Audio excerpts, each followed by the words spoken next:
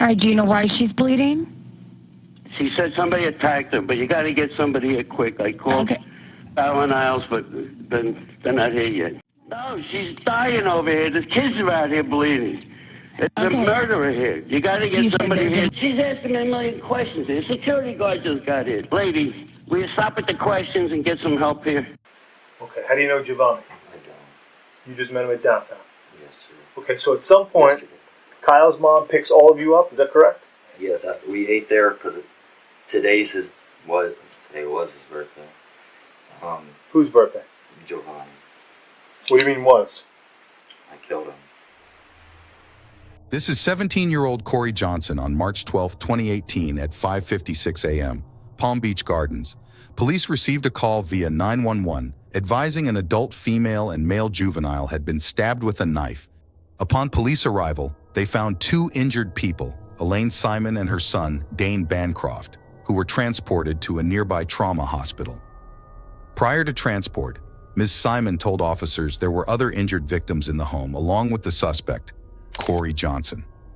At the residence, officers located Kyle Bancroft, Elaine's other son, who was unharmed. They also found the suspect, Johnson, who barricaded himself in a room. While initially checking the residence for injured victims, officers found Jovanni Sierra deceased, laying on the floor in the upstairs loft. On March 11, 2018, Kyle had a friend, Corey Johnson, sleepover, and Dane had a friend, Jovanni, sleepover. Elaine advised she went to sleep around 11:30 p.m. in her bedroom downstairs and was awakened at approximately 5:45 a.m. by commotion upstairs. Elaine heard what she believed to be Jovanni moaning and went upstairs to see what was going on. As she got to the top of the stairs, Johnson lunged at her with a knife, cutting her multiple times. Elaine advised while being attacked, Dane ran toward Johnson at the stairs to protect his mother, and Johnson then began to stab Dane. Ms. Simon stated that she has known the suspect Johnson for over 10 years. Corey Johnson was taken into custody and transported to the Palm Beach Gardens police office. She said, my boys are there.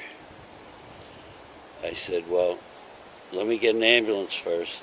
Then I saw one of the boys come out from the backyard. This is metal gate. What was he wearing, do you remember? He was so full of blood. I didn't see any clothes on him. He might have had shorts on, but he had nothing on the top or his arms. From backyard, he was bloody? From where? Covered with blood. Okay. His face, his back, he turned, his back he was full of blood. You're there last evening, right? What time about? So I walked from there because my bike got stolen. I wasn't going to go to work. And so I just walked to downtown with them, and I met up with Kyle, Dane, his brother, and there was another kid there, Zaid or something like that. And he left almost immediately when I got there. But then Dane met up with some of his friends. Dane's really popular. He has a bunch of friends.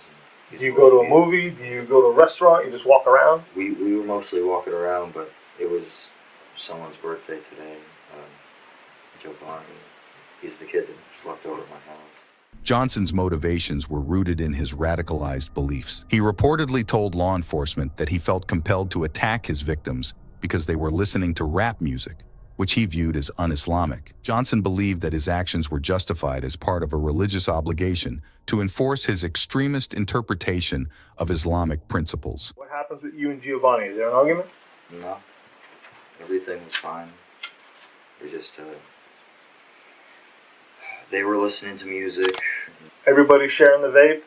Listening to music? Yes. Okay, what happens? Nothing happens. They go to bed. Kyle goes into his room, Dane stays in his room, and Jovanni goes to, I don't know his name, it's either Jovanni or Giovanni, goes to the top of the stairs and falls asleep there. Okay, then what happens? And then I do my thing. You do your thing. What is that? Be specific for me. I wasn't there. Did he have an argument with you? He was asleep. Did he insult you in any way? Not personally, no. Did he insult Islam? No, but he was one of the main Like the biggest sin you could do is called shirk, and it could either translate to polytheism or idolatry, and like it's like ascribing false gods.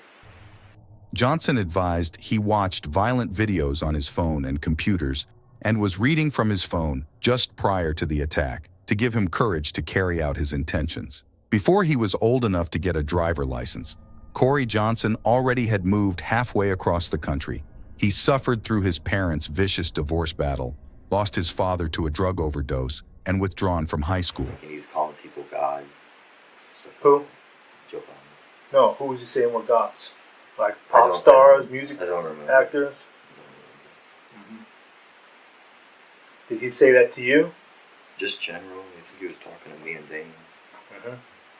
And he's sleeping at the top of the stairs? Right. Which is outside of whose bedroom? Kyle and Dane's. Okay. It's like, and where are you? There's the area, and then there's a hallway, and it leads to their two bedrooms. They're right next to each other. Okay. So, around what time did he make those statements? Just, like earlier at downtown, or while you were hanging out? It was at the house. It was at the house. I don't know what time. Did he know that he was? Did he know that he was insulting Islam? No. Okay. But it made you upset. That's what everyone does. No, it's just I'm used to hearing stuff like that. It didn't make me enraged or anything. Just I acknowledged it. How did you acknowledge it? Just in my head. I didn't think. Although it is impossible for Corey to quote Jovanni exactly, it is unlikely that Jovanni was asserting that humans were gods. It is more plausible that Corey is attempting to worsen Jovanni's remarks because this indicates that he has a premeditated plot to murder Jovanni, and that the murder was not motivated by a random response. You didn't want to try and convince him or show him your point of view?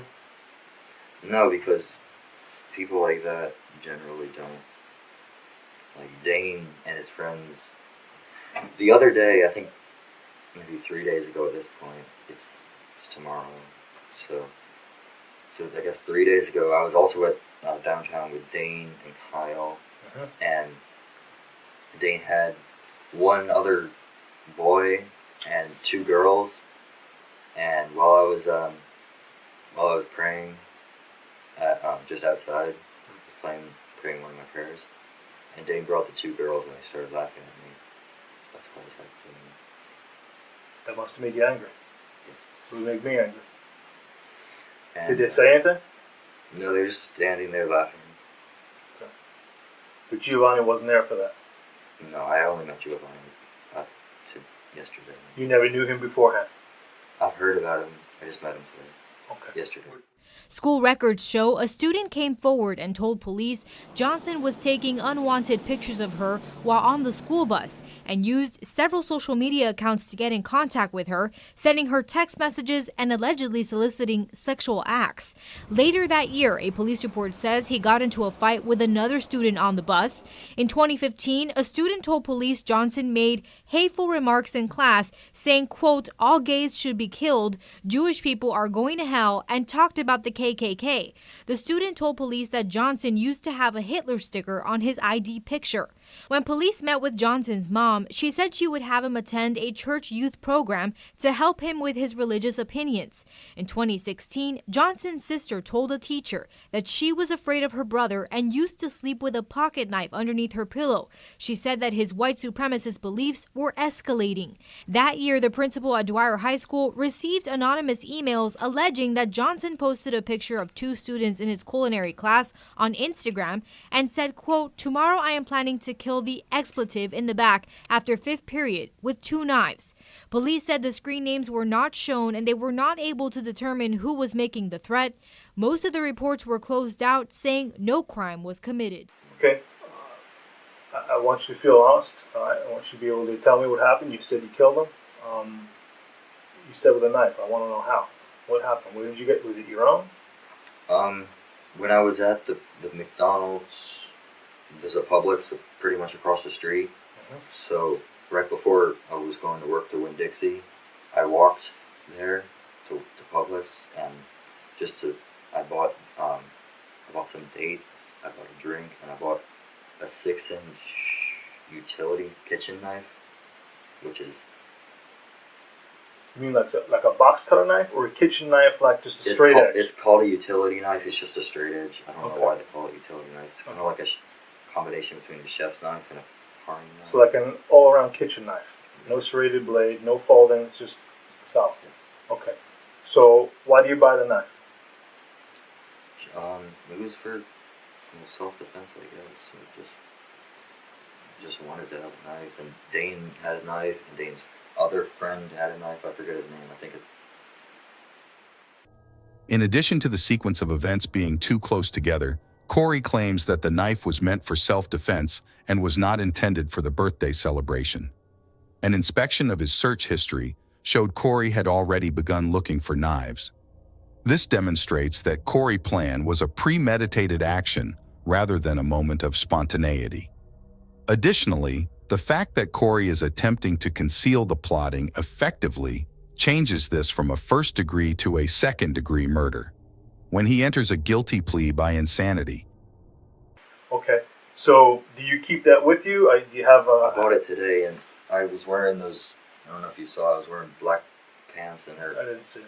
puffed at the bottom, and they really baggy up at the top, so I had these really big pockets, and it fit in there. Is it one of these that comes with like a plastic sheath on it? Yeah, it had a plastic sheath. I left it in the bathroom with my wallet. You left the knife? No, because after I went downstairs and Elaine escaped the house to call the police, I ran to the computer room, and I originally was in the bathroom, and I took out my wallet and the knife sheath. I had the knife in my hand, and I left them in the bathroom, but for some reason I decided to go to the closet just a little bit away. That's where I hid until I came out. What was going through your mind? What were you thinking when he's sleeping on the floor? Is it all the insults to Islam that have kind of built up? Well, no, it's not even that. It's just, that's one of the reasons, but just, I guess, yeah. Well, you tell me. I mean, I want you to be able to express what you feel. I mean, he's asleep, so there obviously wasn't an altercation at that moment. So, what do you think? Just, I know he's not a good person. You could say it. He's not a good person. He does weed. And just a bad person overall. And then he went and said people or whatever are gods or godlike or something. About a week before the stabbing, Corey's online girlfriend ended their relationship. Hafsa, an Indonesian woman, talked to Corey about a variety of topics, from marriage to his dark thoughts. She encouraged him to talk about killing infidels, which goes against everything his religion stands for. A week before the birthday celebration, Hafsa announced she would be taking down her online presence. At first, Corey texted Hafsa, "What can I do with my life?" and "I have nothing." 5 days later, he replied, "Please, this is important," followed by pictures of the 13-year-old. So, just all that stuff together. And you were thinking about that? Yeah.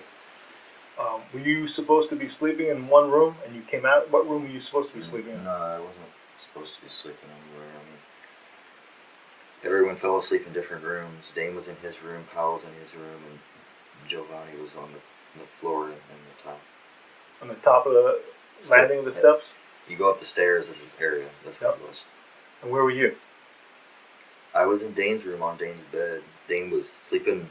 He put out an air mattress, and for some reason he was sleeping not on his own bed, on the air mattress.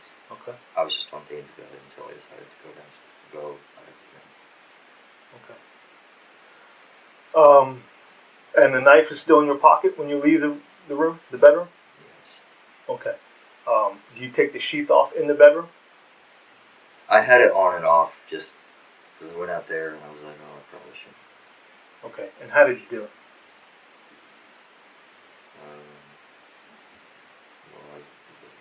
He was sleeping, and I think I had the knife unsheathed, and I stabbed him in the stomach, and then he woke up and started screaming, and then I don't really remember exactly what happened after that. Did you stab him again? Yeah, I stabbed him a bunch of times. Okay, where? Everywhere, mostly in the neck and stomach. And what was he doing? He was screaming, trying to save himself. Was he battling with his hands? Was he telling you to stop? Was he calling for help? Yeah. All those things. Do you know if his arms got cut at all when he was trying to fight you off? I don't know. Was he calling for He Kyle? was just saying, he's just saying help, no, stop, or something like that. Okay. And then Elaine woke up. And then what happened? She was just saying, what's going on, you guys are scaring me. And then she eventually came up the stairs, and I lunged at her. She fell down the stairs, and I don't know, she was on the floor, and then Dane woke up. So I guess she ran outside, and I guess she called the police from there. Okay. And I ran back up, and I started attacking Dane. When you lunged at Elaine, were you able to slice or stab her? Yeah, she got cut. Okay. So she goes downstairs or out of the house? I don't know. She was left laying on the floor, and I ran up because Dane was waking up. I didn't want him to call the police. And what was Dane saying? He said he's scared. Okay. So then what? What did you do to Dane? I attacked him. Okay, how? I stabbed him in the stomach, I think. Okay. And then what happens? And I was like, Kyle, I just killed Jovanni, and I attacked Dane. You want him to convert? Yes. So that he could be saved? Yes. And what did he say? He didn't say anything. He didn't believe me. He was just sitting on the bed, and then I opened the door, and you could, I think you could see Jovanni's body, and his throat was sliced. And then Was Jovanni making any noises at this point? he was dead at that point. He was dead at that point. And what was Dane doing? He was lying on the airbed bleeding. Is he making any sounds, calling for help? Quietly. Who's he calling? Just like making noises. Just like, eh. And what's Kyle doing? While you're talking to him, what's his response to you? Well, he just woke up, so I think he was half awake, and then he was just kind of sitting on the bed in disbelief. And then, like, he thought I was joking, because we always joke around with him. But then, like, once he saw them, like, there were no lights in the room, but I guess eventually saw my hands were all bloody, my whole arms, all my clothes were soaked in blood. Elaine Simon described her version of what happened to her to the police. This gives you more insight on what happened that day. I first saw Corey when I said what I first heard Jovanni moaning. I didn't know what was going on. I asked him to go to sleep, what was going on, were they playing something, what was going on, and Corey said, go back into your room, we're going to go to sleep, I'll take care of this. And I started to walk back to my room, and I kept hearing the moaning louder, and it didn't stop. I ran up the stairs to see what was wrong. I didn't see Jovanni. So he came at you And on then the there stairs. was a struggle, and he just kept knifing me down the stairs. So you made it down the stairs, and he was still interacting with you? Did you make it back down to the first floor? Yeah. Okay. And I don't. were you standing, laying, sitting? He went for my foot. That's when I fell, and I was fighting him on the stairs when I was standing, and I was screaming at him like, "Stop! What are you doing?" And I was fighting, and I. So you were loud. Yeah, I was like, "Stop, Corey! What are you doing?" I mean, I was loud. He was quiet. And Was he saying cold. anything at all? So what made him stop attacking you? Dane. So when Dane came out yelling, "Mom, Mom," I think he said to Dane, "I'm not going to hurt you. I'm not going to stab you," and then he did. he said that to Dane. He tried to get Dane not to fight me. Tried. And then Dane fought him, and basically he attacked Dane, and Dane was fighting. Was that downstairs or was upstairs? Downstairs.